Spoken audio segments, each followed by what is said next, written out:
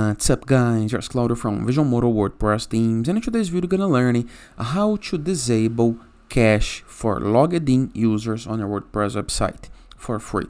So imagine the following scenario. If someone logs in on your site, they can see cache, because cache is a version of a page to be loaded faster, but it may not reflect the actual or the most recent version of your site, okay? So you need to disable this for logged in users. How to do this? This is what we're gonna learn. But before I can continue, please take a moment to hit the subscribe button, like this video and share this content with a friend of yours. After this, go to your WordPress dashboard, review the left sidebar of menus, and remember to access dashboard on the browser address bar, your domain plus WP admin, enter with login credentials.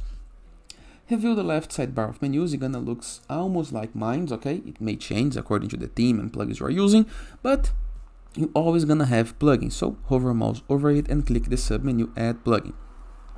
Into the upper right corner of your screen, you're gonna be able to find a field called Search Plugins. Click and type WP Super Cache and WP Super Cache. Click on Install Now by Automatic.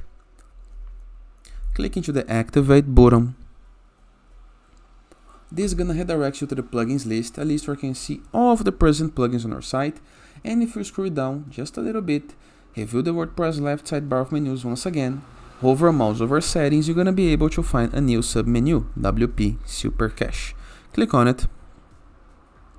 Now we have Easy, Advanced, CDN, Controls, Preload, Plugins, and Debug. Go to Advanced tab. Now scroll down just a little bit. First thing, you need to enable cache, okay? This is a very basic option, but right here we're gonna have the option on miscellaneous, plugin restrictions. Disable caching for visitors who have cookies set on the browser. No, I don't want that. Disable caching for logged in users, visitors.